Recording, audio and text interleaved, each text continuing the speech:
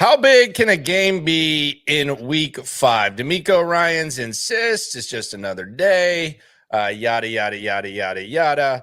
But I'm going to say this. Cody, Stoots, Landry Locker, SNL. I think this is a massive game for the Houston Texans. I think it's a huge game. I think it's a big opportunity. You look at the 4 games after this, none of these are going to propel you and be games that you look at as when you proved that you could perform on the big stage. And I look at the last 2 Texans teams that have won playoff games, and they both had relatively early dubs. Now, they were a little bit later on. The Texans in 2019 against the Chiefs, I think it was October 16th or 19th, around there, 13th, around there, where they beat the Chiefs on the road. They ended up beating the Bills in the playoffs, and they ended up wetting the bed against the Chiefs. But they showed that they could beat a really, really good team, and they ended up winning a playoff game. Last year's Texans, Cincinnati Bengals on the road before Joe Burrow got hurt and that melted down. They proved it as well. So D'Amico can say what he wants, but especially with this squad trying to go from good to great, you're looking at the Buffalo Bills. There's only one unbeaten team. It's the Kansas City Chiefs. They just lost Rice, it looks like, for who knows how long. And you're one of 7 3-1 teams. I think this is a big ass game. I don't care what D'Amico Ryan says. This one's massive. Well, it's absolutely a big one, and it's the real measuring stick for what this team can be. Like, okay, you have a good game or you bounce back against the Jaguars. Who cares? They're one of the worst teams in football. Okay, like you've played one really good team to this point. They dominated you. That was the Minnesota Vikings. The Vikings are playing excellent football right now. So they dominated you. The Bills are a really good team. If you get dominated by the Bills, then there's got to at least be something in the back of those players' minds that says, yeah, these good teams that come to town or these good teams that show up on the schedule, we're not on the same level as those guys. But you play the Bills close or you beat the Bills, all of a sudden you feel like you're in the same stratosphere, you're in the same zip code as those guys. Now that's sort of the mental aspect of it. The factual aspect of it is it's a divisional game against a team that's probably going to be competing with you for playoff seeding. And so you want to have this victory against an AFC team that's going to be in the mix for one of those spots there at the top of the AFC.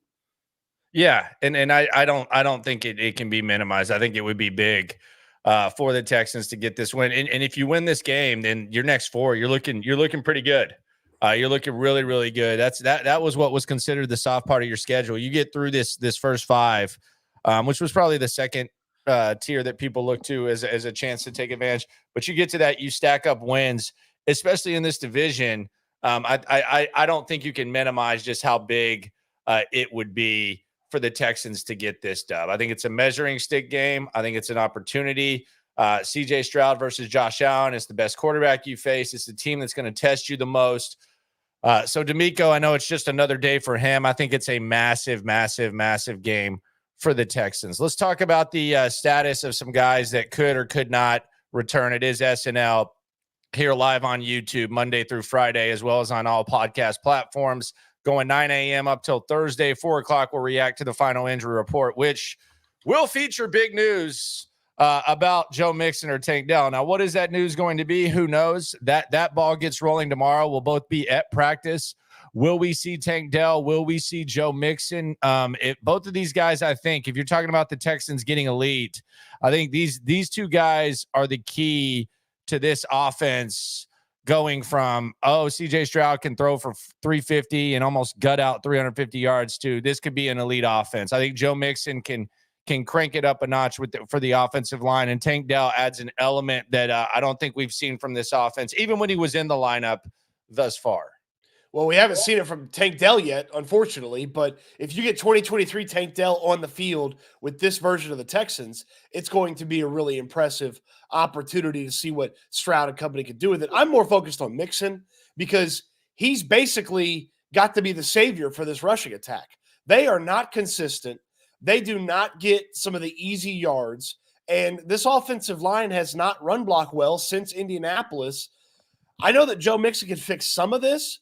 I'm interested and maybe even anxious to see how much he can fix. Like, how much better can they run the football with Joe Mixon on the field? Like I know he can make better decisions than JJ Taylor was making. Watching the game, there's a couple of moments where it looked like Taylor probably took the wrong cut. And I know he's got more juice and burst to his game than what Cam Akers has, but he's still got a lot to make up for in this rushing attack that outside of one game has just been a really disappointing element of this offense. So Mixon's the really important one for me, and I'm really interested to see what he can bring to the table. And then Tank Dell, I would think that the hey, we didn't have him, so this is what it looked like, and this is how teams approach us, will kind of show how important he actually is to have on the field, even if he's not getting the ball regularly like he was last year, just to have him on the field, because nobody was scared of Robert Woods on Sunday. The Jaguars weren't scared of Robert Woods, but the Bills should be scared of Tank Dell when he gets back on the field. Yeah, and I would like to see him returning punts more often, maybe not the whole time, but I'd like to see an occasional punt return from Tank Dell. I would like to see a lot more from him. Now, some people are like, well, you can't, he could get hurt. Well, if you get hurt, you get hurt. I don't mind seeing Tank Dell returning a punt. And we've already talked about the Steven Sims factor. I think at this point, it's almost a wasted roster spot. You mentioned the offensive line. D'Amico Ryans yesterday, he was talking about the offensive line, and quite frankly, the way that him and both Titus Howard have spoken, I've said that eventually we might get to this point, but I didn't know that this would be the standard with the actual guys in the locker room and D'Amico Ryans. It does almost feel like the offensive line is already being graded on a curve where, yeah, there was some improvement. It wasn't a complete disaster, and there's improvement. Maybe they just want to see it, but it does almost feel like the way that performance is being discussed, it almost feels like we've already gotten to the point where we need to follow the lead. I thought eventually we could get there, but it feels like this offensive line is being graded on a curve significantly by D'Amico Ryans and by the guys that you speak to as a whole. Well, they were pretty complimentary of the pass blocking, and I get that to an extent because Stroud didn't have a tremendous amount of pressure. Certainly, it wasn't like Minnesota. And if you look at the Minnesota performance next to the Jaguars performance, it is better. I give him that, but I think your line that you use all the time, like what standard are you holding them to? It seems like they're being held to a standard that is not what the standard for the start of the season was, because it's still not excellent. Like I expected excellence out of this offensive line group. Maybe that expectation needs to be gone. That expectation should be gone. So now D'Amico Ryans goes to the podium yesterday. Hey, they got better, did a really nice job. CJ threw for 350. Well, some of that's because CJ Stroud can mitigate the issues that the offensive line creates. So it's not all like 350 yards. Like that's not all the offensive line. My question is, why did you expect excellence from this offensive line? Like what made you expect excellence from this O-line? Why? I thought against the Jaguars, they could at least have a somewhat solid performance. I mean, there's one pass rusher on that team. The other guys are very average to below average. But even before that, why would we expect this to be really good offensive line? I mean, I had belief that this team knew what they were doing, and they wanted this offensive line for 18 months, and they were going to put them in there. And Tunsil was healthy, Titus Howard was healthy, and Scruggs was back at his correct position, and Kenyon Green looked better and was healthy. And then Shaq Mason was Shaq Mason, and they're not good. They're not good. So the expectation that the season started with, that's gone, and then that's gone inside the building. It seems too. Because I don't believe Sunday was a good performance. Yeah, it was better. I mean, it was better. If that's what you're trying to do, it was better. I didn't think it was great. I think they just got to allow CJ Stroud to do whatever CJ Stroud does, and there's going to be some inconsistency. I don't know what the weakness is at this point. Like that's the problem for me. Is usually whenever there's frustration on offensive line, it's okay. These tackles, Well, it was the tackles last week. It was kind of the guards this week. The guards, Kenyon Green was terrible. Yeah, so that's what's confusing to me is I don't. It's hard to almost pick out a weakness with this offensive line. You spin a wheel and it changes every week. Yeah, so it's a really really rough offensive line, and I don't know if this is going to be something we need to look at, but there's not a there's not a clear weakness of evaluation. Like some teams don't draft well, some teams don't sign guys well. It's any way that you can misevaluate, it's represented on this offensive line with the way that they acquired each of these guys. They traded for Shaq Mason. They drafted Kenyon Green. They drafted Juice Scruggs. Jury's still out on those. They gave Laramie Tunsil a crap ton of money, and they gave Titus Howard a crap ton of money. So any way that you can misevaluate the offensive line is there. The other thing about it is this, like, let me say one more thing about this. That's all. Like 3.5 pieces of the offensive line I put on Caserio. Tunsil was here. He didn't acquire him. He was here. Titus Howard was here, but you didn't have to extend him. It made him the highest paid O lineman in the league, though, in history. Well, I mean, what was he supposed to do? Trade him? I don't know. This is my question about Tunsil. Go ahead. What were you saying about Titus? Well, Titus, he was here already, but you didn't have to extend him. And then Caserio, he's gone and got the other 3 guys on the interior. He went and drafted Scruggs. He went and drafted Kenyon Green, and he went and traded for Shaq Mason.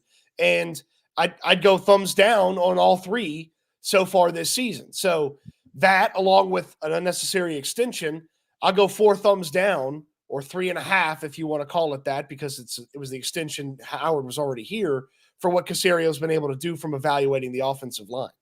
Well, my question is this about Tunsil. Like, we hear about swarm and all that. Like, is Tunsil swarm? Like, the mentality that D'Amico says he wants to have is Tunsil swarm? I mean, I don't know. Does everyone have to be swarm? I'm not sure, but that doesn't seem very swarm to me. I would agree with you. It's not. And the worst part is, I wonder if, because he is not, if some of his attitude permeates to other players on the team and keeps them from being swarmed. Yeah, that's the interesting thing with them.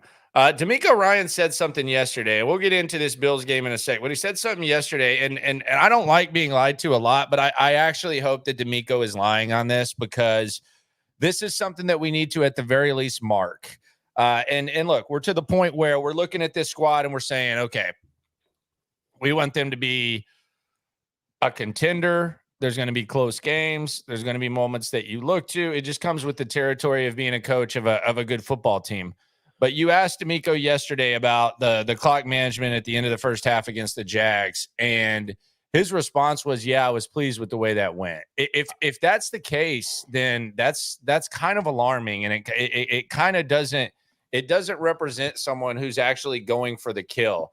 It represents someone who's just going for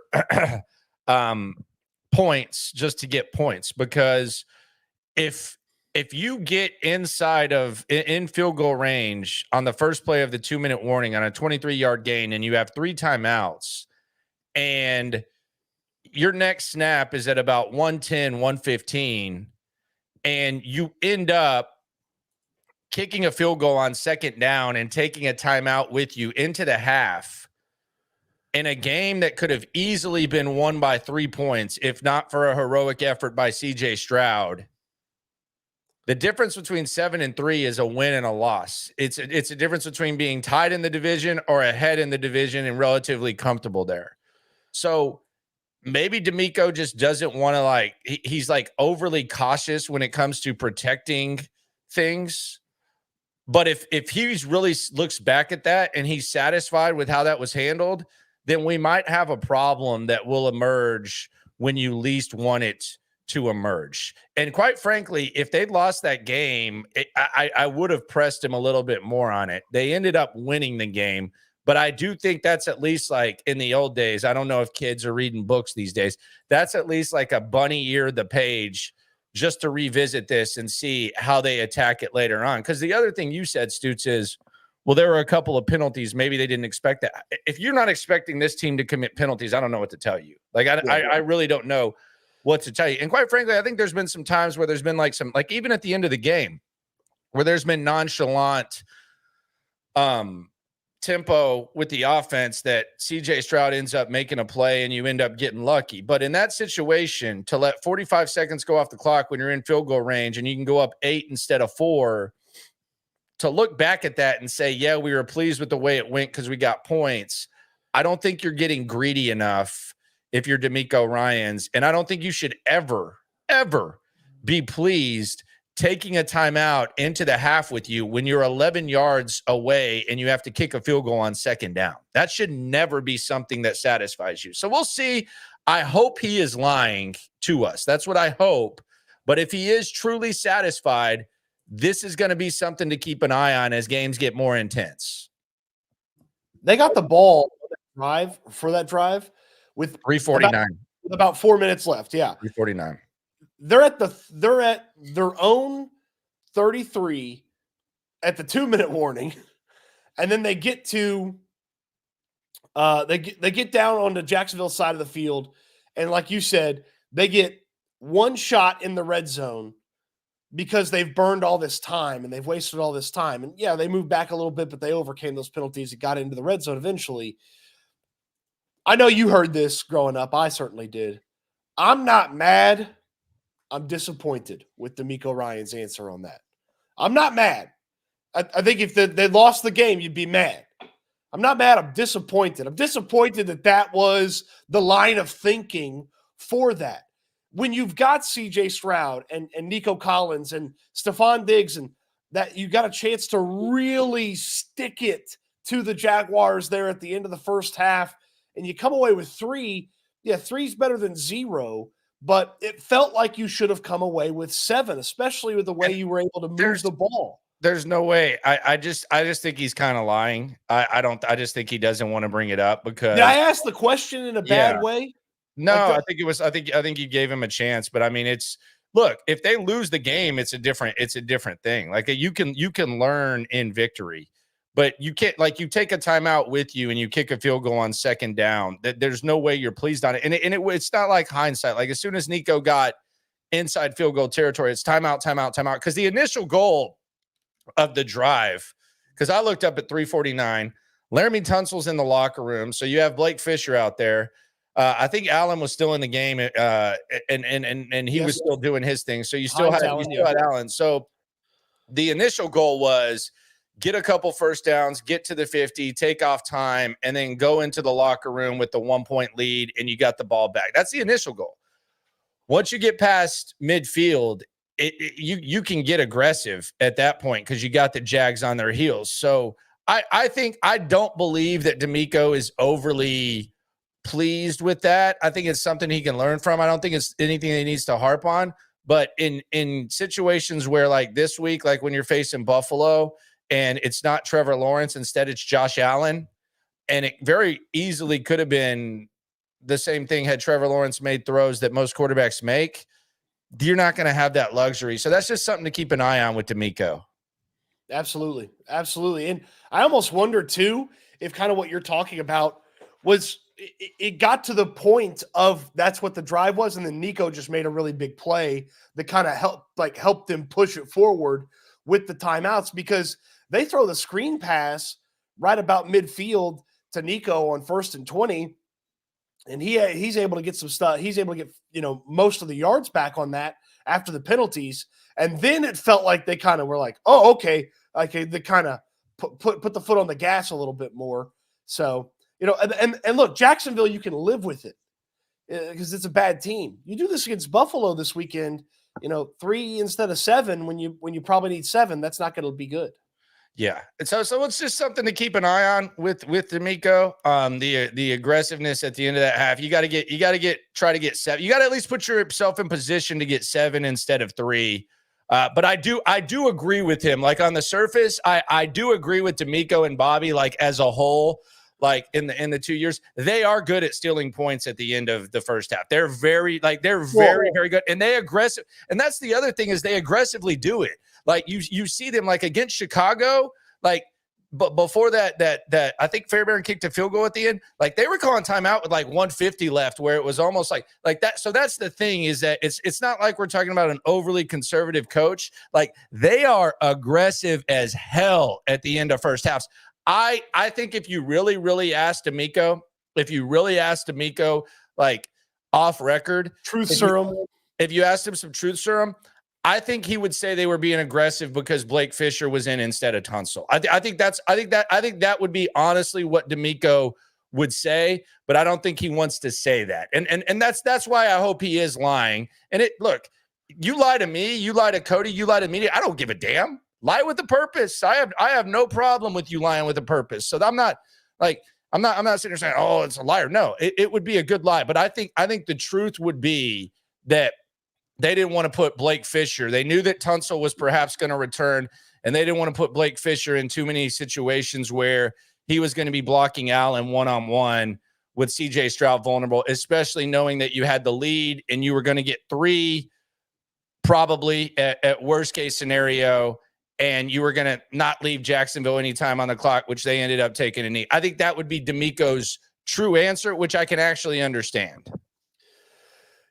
Yeah, you mentioned that how good they are. I haven't lived through the Bill O'Brien era where it was a comedy of errors trying to put points on the board before the half.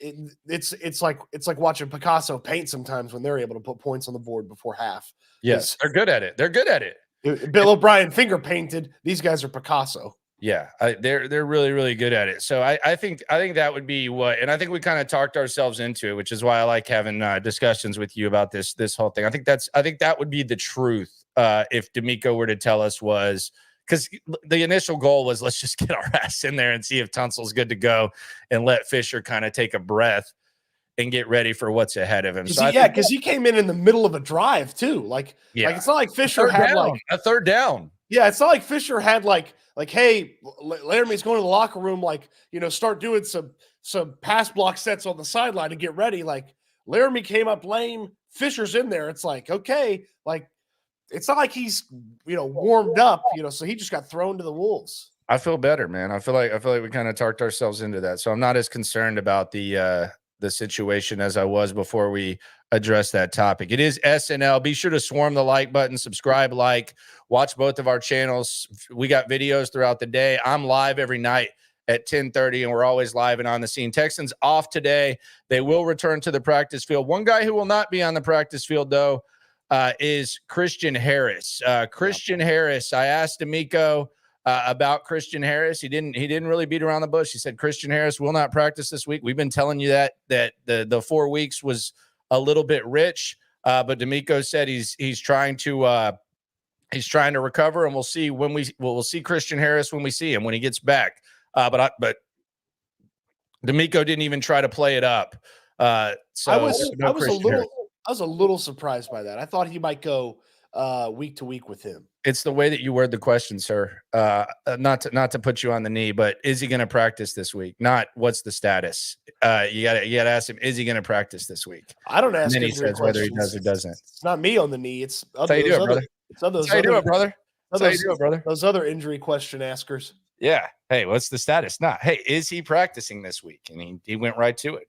But I would be surprised. I said yesterday, like if I were handicapping Christian Harris, and we've kind of been on this a little bit. I would almost be surprised if it was October, and I would say late October would be maybe where I would be able to see it. They're not going to rush it, and I don't. This is kind of like, I don't want to say it's the danger, but this is the nature of being real vague with injuries.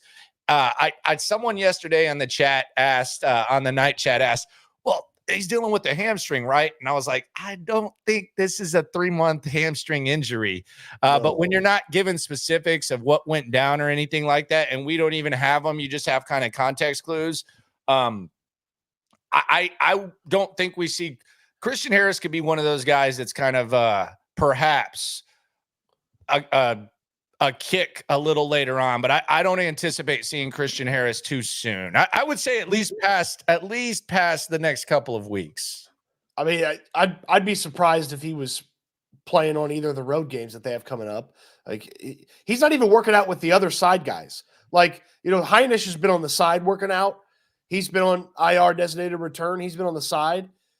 Harris isn't even working out on the side. So he's still got to work out on the side, get his I mean, it's a leg injury, so he's got to get his wind back up. He's got to get his fitness up to that level. Then he's got to practice a little bit, because once you activate the practice window, you have another 3 weeks where the guy can practice, but you don't have to activate him just yet.